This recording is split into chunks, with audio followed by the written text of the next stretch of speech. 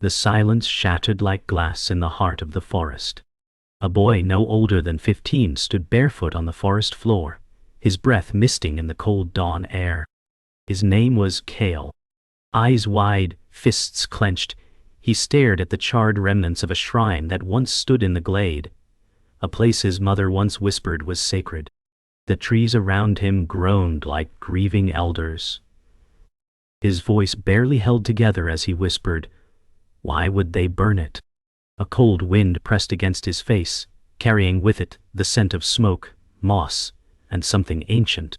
Shadows clung to the edges of the clearing, unwilling to flee the breaking light. The sunrise was blood orange, casting jagged silhouettes of broken wood and stone. Kale had not expected to return to ruins. He had come seeking closure, perhaps forgiveness. But the forest offered only mystery and ash. And within that stillness, something old stirred. Something watching. Kale knelt beside the ruined altar stone, brushing aside soot with care. Beneath the grime, a familiar symbol emerged, an etched crescent moon entwined with a tree root. It was his mother's symbol. She had once told him, "This forest will protect what we leave behind, until we return." But she never returned. The wind howled, carrying the sound of cracking branches. Kale stood abruptly, scanning the woods. There was no path, only memory guiding him. "I need answers," he muttered, voice tight. His hand lingered on the stone as if drawing strength. Suddenly, a gentle vibration beneath his fingertips pulsed once, twice. The stone was alive. Kale's eyes widened. The forest had not forgotten. It remembered pain, and perhaps it remembered him. He followed the memory of an old trail, hidden beneath layers of overgrowth and time. With each step, Kale's breath grew shallow, not from exertion, but the pressure of something unseen pressing down. The trees here were ancient, their gnarled trunks twisted in silent agony. Roots clawed the path, as though the earth itself resisted his passage. His mother's stories came flooding back, of watchers in the woods, guardians older than names. "They'll test you," she had said. Not out of cruelty but care. A sudden snap made him spin around. Nothing. Yet, the feeling remained. Watched. Judged. He turned back, his gaze catching on a strange tree with bark that shimmered faintly in the shadows. On its trunk, claw marks, deep, fresh, and inhuman. Kale paused before the glowing tree, uncertain whether to run or listen. The air thickened, every breath labored. Then came the whisper, not through the ears but inside his head. A woman's voice, distant and aching, called his name. Kale. His knees buckled as memory crashed. Her final night, the fire, her vanishing into the woods. "Mother," he choked. But the voice had already faded. In its place, the silence throbbed. The claw marks gleamed brighter, pulsating like a heartbeat. As he reached out, a vine curled slowly around his wrist, not to restrain, but to guide. It pulled his arm toward the marks. Heart pounding, Kale let it lead. The bark shimmered once, and swallowed his hand into glowing warmth. With a soundless whoosh, the tree consumed Kale's hand, pulling him through without force. His body followed as light enveloped him. For a moment, he floated weightless, surrounded by shimmering patterns, memories not his own. Laughter in a long-forgotten village, a woman's tear falling on moss, a wolf's howl in mourning. Darkness. His feet struck earth again. He gasped, staggered. Gone was the ruined forest. Now, he stood within a twilight realm. Trees arched like cathedral walls overhead, their leaves glowing soft blue. In the distance, the hum of something vast and old pulsed through the air. Kale looked behind. No door, no tree, only mist. Ahead, the forest awaited. The trial had begun. Kale wandered beneath the arching canopy of the Evernight grove, his breath shallow, his eyes catching glimmers of light that seemed to dance just out of reach. The forest here was dreamlike, silent, serene, yet alive with unseen breath. Bioluminescent flowers blinked open with his passing, lighting the path in soft blue and violet. "What is this place?" he murmured, awe dripping from every syllable. A stream whispered beside him, its surface unnaturally still, reflecting not the sky but glimpses of other moments. Children playing, old trees burning, a woman's face twisted in sorrow. Cale stepped back. The past had a voice here. He whispered, "Mother, are you here?" No answer came. Only the rush of a deeper longing in his chest, a quiet grief made louder by the silence of this strange place. A low hum trembled through the air. Cale turned as a shape emerged from the trees, a creature of vine and bark, human-like in form yet faceless, towering and ancient. It stood still as stone, waiting. Cale swallowed hard, but stepped forward. "Do you know who I am?" he asked. The creature's chest glowed faintly, revealing an echo of Cale's own face flickering inside. He recoiled. "What is this?" The forest responded not in words but in feeling. A wave of sorrow and hope mingled. The creature raised one branch-like hand and pointed to the stream. Cale followed the gesture. A memory surfaced, his younger self crying beside his mother, refusing to let go of her hand. He watched the scene unfold, tears rising anew. "I was just a child," he whispered. "I didn't know how to say goodbye." The vision faded, but its weight lingered. Cale stood still, breath heavy, heart louder than the forest itself. He turned back toward the creature, but it had vanished. In its place, a cluster of floating orbs hovered, each one glowing with warm light. They moved as if beckoning. Cale hesitated, then followed. The orbs led him through twisted roots and hanging vines, until he reached a grove where a stone arch stood, untouched by age.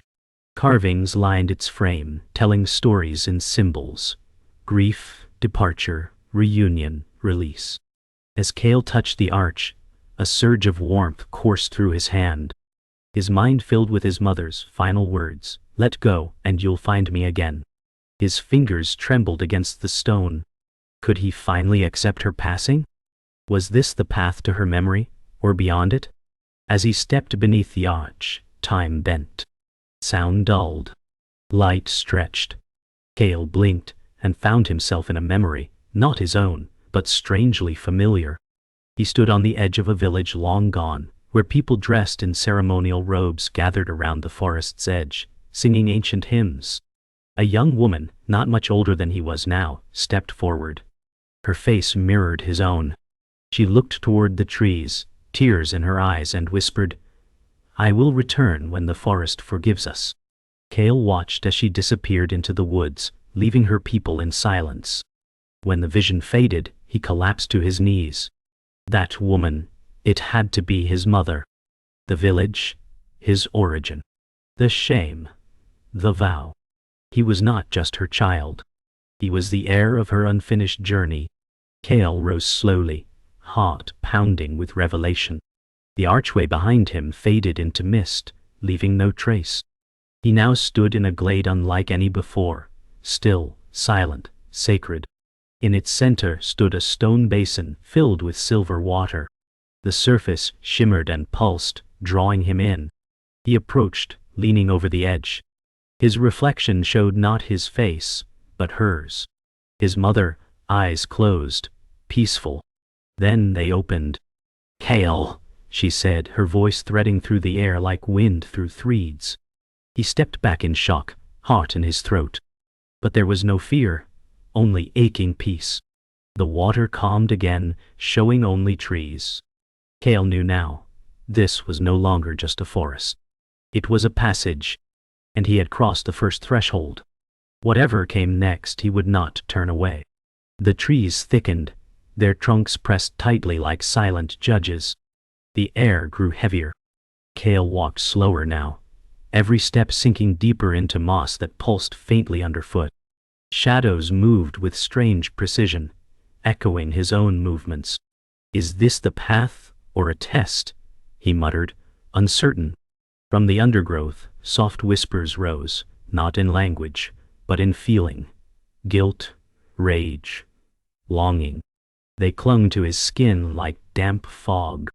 In the hollow of a tree ahead, a mirror of bark gleamed, strangely smooth. He stepped toward it. Instead of his reflection, it showed him laughing beside his father, a memory he barely recalled. But as he reached out, the vision twisted, his father turning away, vanishing into flame. Cale gasped, reeling back. This forest was no longer showing truths, it was exposing wounds he'd buried too deep to name. He fled deeper into the woods, breath ragged. Branches lashed at his arms as though protesting his presence. And the path beneath him flickered between solid and mist. Then he stumbled into a clearing where stones circled a charred pit. At its center sat a boy, no older than 8, with Cale's eyes and voice. "You left me," the boy said flatly. Cale shook his head, backing away. I didn't know you were still here." The boy stood, eyes filled with betrayal. "You forgot. That's worse." Cale fell to his knees. "I had to forget to survive." Silence. The boy faded slowly, like smoke on the wind. Cale wept, not from fear, but for all he had locked away. He had not just run from the forest, he had run from himself. The clearing emptied, but its ache remained. Cale pressed onward, his steps uncertain, his mind fragmented. Ahead, the terrain shifted again, stone replacing soil, and then water. A vast lake, glass-like and perfectly still, blocked his path. At its edge stood a woman cloaked in feathers and branches. Her eyes shimmered like moonlight. "You seek truth?" she asked. Cale nodded. "Then offer what hides beneath your voice," she said. He hesitated, then whispered, "I was angry at her for leaving, for dying." The lake stirred. The woman extended her hand. "Step forward." As he did, the lake absorbed him with no ripple, no sound. His scream was silent as memory. Grief and rage were pulled from him like threads. On the other side, he emerged, soaked, shaking, but somehow lighter. His first truth had been spoken. Cale stood on the opposite bank, trembling. The woman was gone. The lake behind him too. In its place stretched a narrow corridor of trees arched like cathedral columns. A soft, golden mist flowed through the passage. Here, no voice called. No creature stirred. The silence was complete. Cale walked forward, unsure of what drew him, until he saw them. Silhouettes, frozen mid-movement, lining the corridor. Memories. Each one a fragment. His mother reading, his father carving, himself hiding under a table, afraid. They did not move, only glowed faintly. Cale stopped before one. A version of himself on his knees, screaming in a field of fireflies. He reached out, and the image disintegrated. The others flickered. Then they too vanished. "I am not who I was," he whispered. And finally, he believed it. At the corridor's end, Cale emerged into a small grove, bathed in soft silver light. At its center stood a tree unlike any he'd seen, its bark white as bone, its leaves a shifting spectrum of memory light. Carved at its base was a circle, surrounded by 7 smaller rings. As Cale approached, a breeze stirred the branches, and a single leaf fell into his hand. It glowed, then dissolved into mist. A voice echoed, not aloud, but within, "To grow you must shed." Cale knelt, and placed his hand on the tree. A warm pulse surged through him, not painful, but humbling. Images rushed in, of loss, of love, of sacrifice. When he rose, his eyes shone brighter. The forest no longer felt like a maze, it felt like a guide. He was not healed, but he was no longer hiding. The forest changed. Gone were the comforting hues of twilight and glow. In their place, shadows thickened into walls, and the trees arched unnaturally high, clawing toward a lightless sky. Cale's breath fogged as frost laced the ground. Each step echoed like a challenge. From the darkness, a new sound arose, a rhythmic drumming, faint but deliberate. He followed it. At the clearing center stood 7 towering statues of faceless monks, each holding a different object. A flame, a feather, a blade, a mirror, a mask, a seed, and a bell. The drumming ceased. Kale reached out to the mirror-bearing statue. It flashed, revealing a vision of his mother, not as he remembered, but robed, powerful, and leading a ritual. She wasn't just lost to the forest. She had chosen it. He staggered back. She became part of it. Kale's hands trembled. The mirror's glow faded, but its truth remained etched in his heart. A low whisper now threaded the silence, not malevolent, but mournful. It came from beneath the ground. A sheer crack between the statues, revealing a staircase of roots leading into the earth. Kale hesitated only a moment, then descended. The passage grew narrower, damper, the walls pulsing like veins. At its end, a chamber pulsed with light from a crystalline root structure. In its center was a cocoon, translucent, glowing. Inside, his mother. Not breathing but not gone. Preserved. Bound in stillness. This was the cost, a voice said behind him. Kale spun around to face the feather-bearing statue, now alive, its face human, sorrowful. She gave herself to keep the forest alive. Kale's knees buckled. The truth had roots deeper than blood.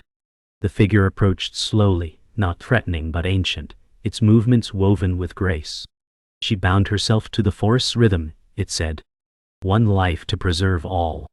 Kale looked upon the cocoon, fury warring with awe.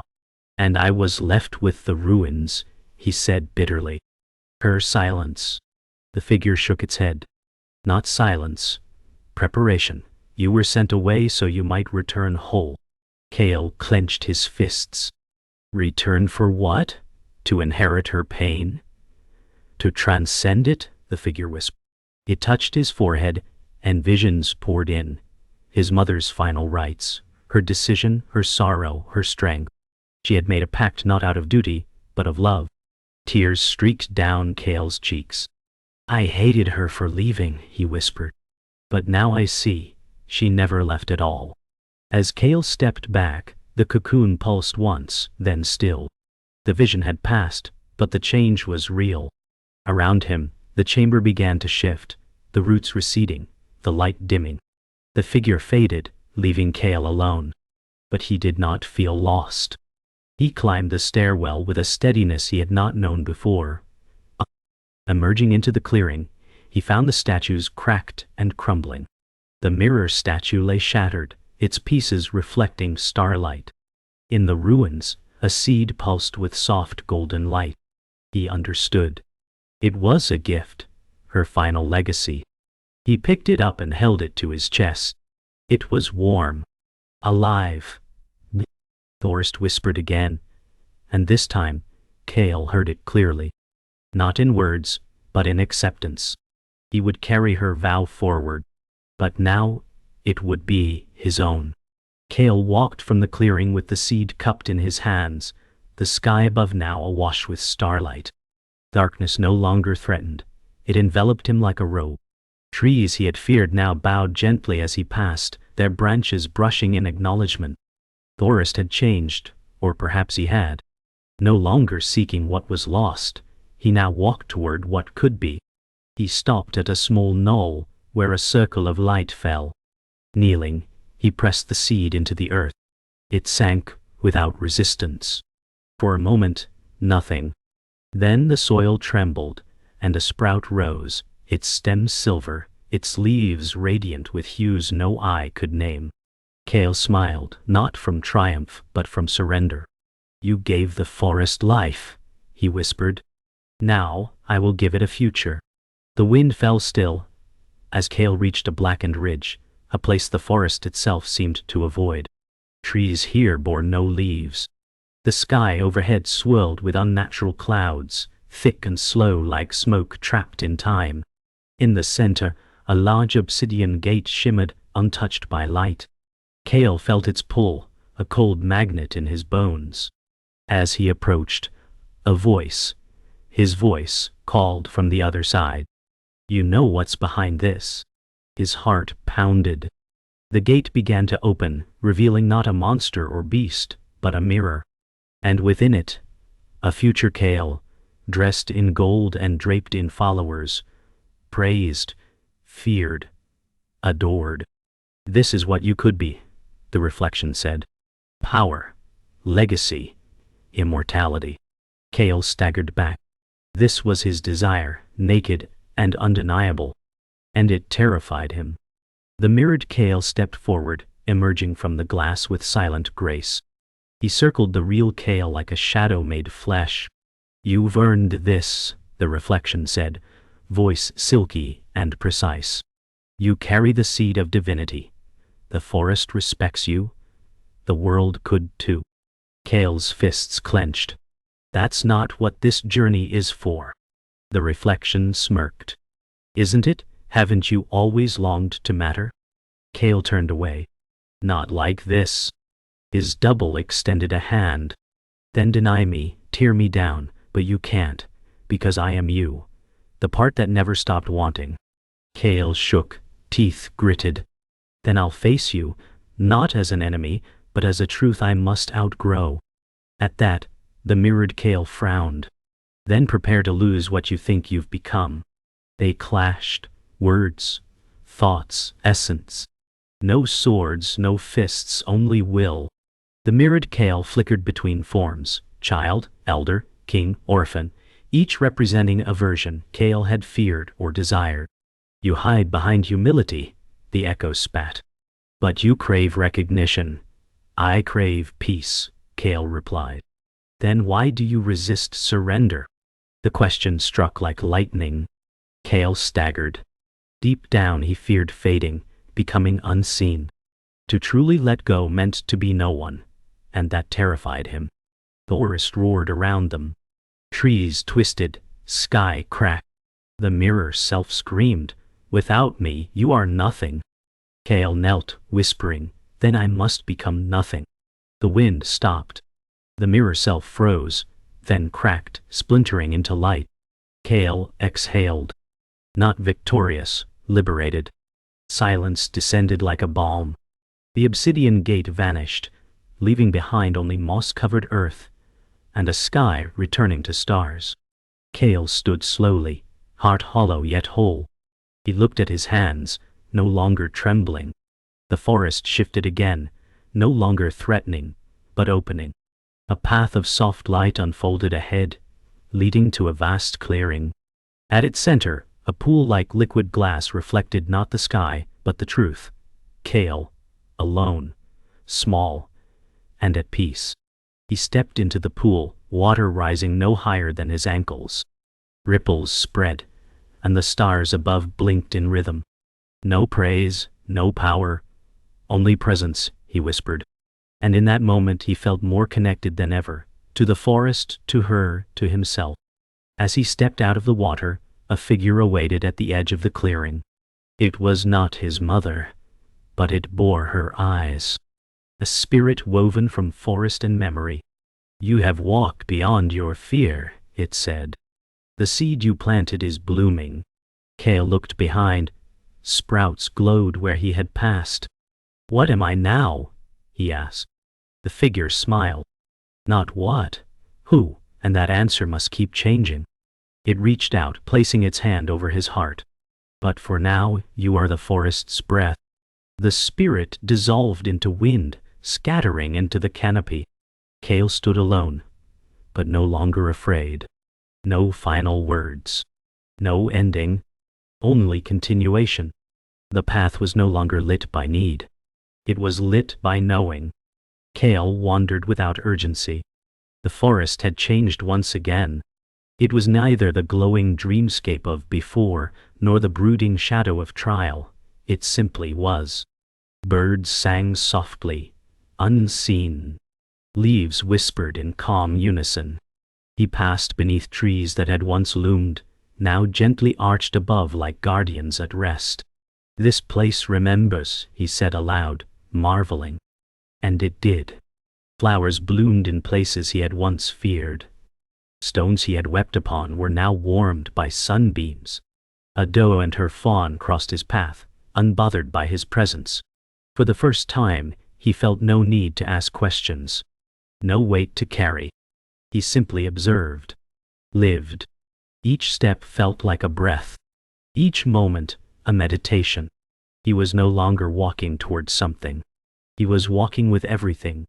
The path led Cale to a hill crowned with 7 standing stones, each etched with a different symbol. Ones he now recognized: surrender, memory, grief, vision, truth, choice, and rebirth.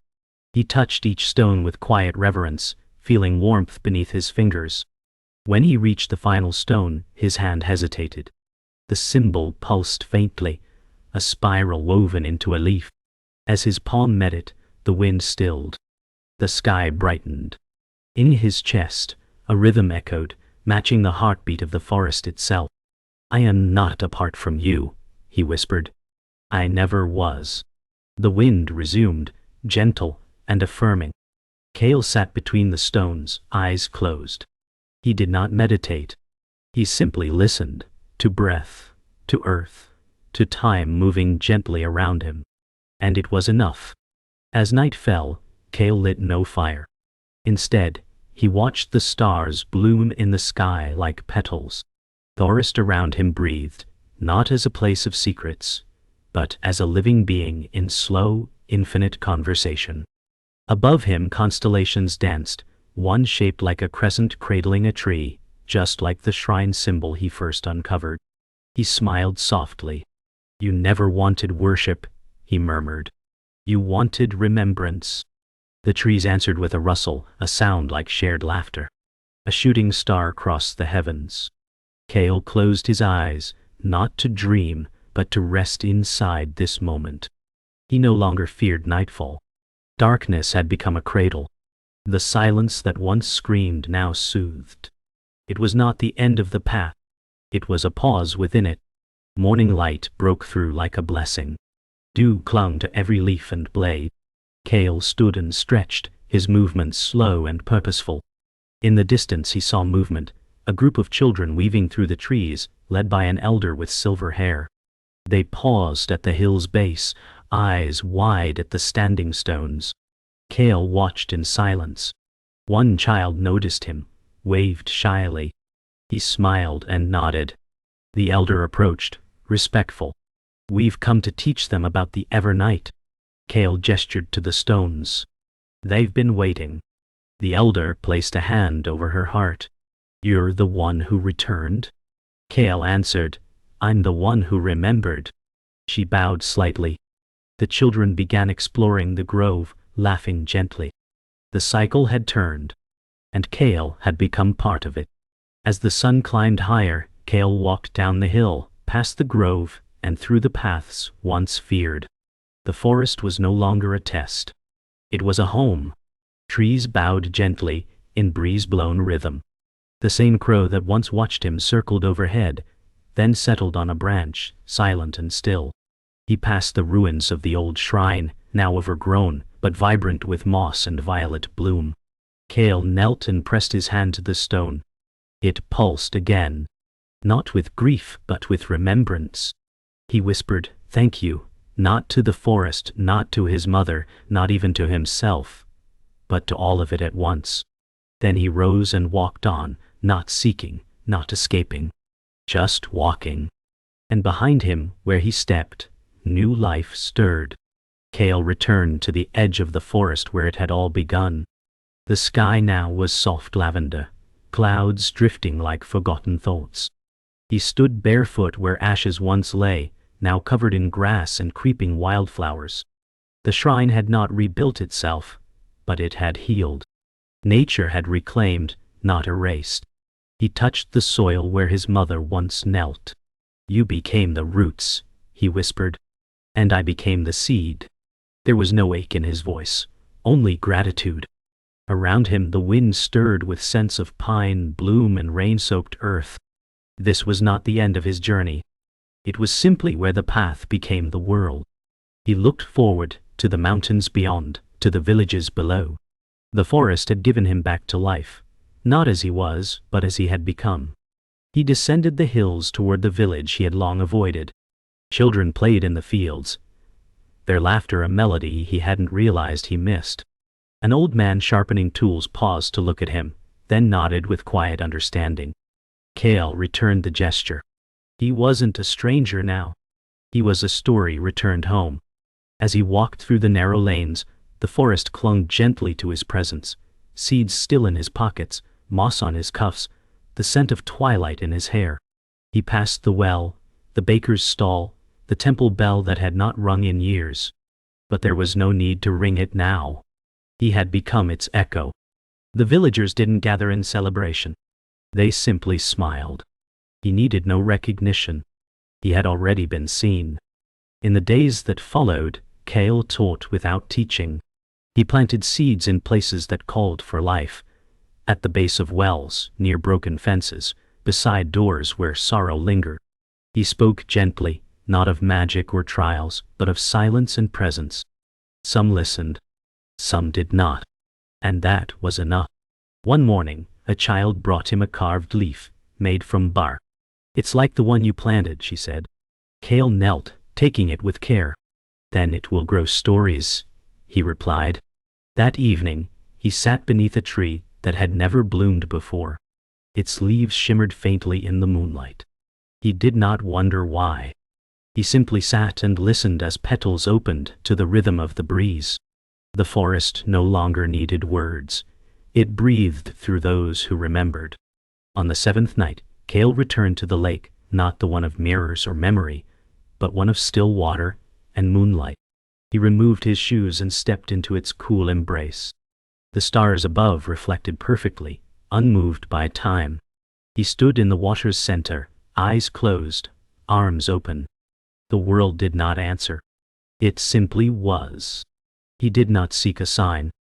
He had no more questions. For the first time, his stillness was not searching. It was presence. A lotus bloomed near his foot, silent and radiant. He looked down and smiled. No voice spoke. No spirit appeared. Yet he felt everything: the wind across the lake, the ripple of insects, the song of stars. This was it. Not enlightenment. Not ascension. Just being. Just breath. Just now. Morning came. Cale stood on a quiet ridge, overlooking forest and village, sky blushing with dawn. No one called him back. No title awaited him. Yet he felt more named than ever. In his hand, the final seed, no glow, no pulse, just a small simple promise. He placed it in the earth one last time. No ceremony. Just stillness. Then he rose and walked down the ridge. Behind him, wind moved through the trees. A single petal drifted past his shoulder. He did not turn to catch it. It landed, then vanished into the soil. The story did not end. It unfolded, quietly, within all who remembered. In wind. In silence. In the soft footsteps of one who once walked the Forest of Evernight, and became part of its breath.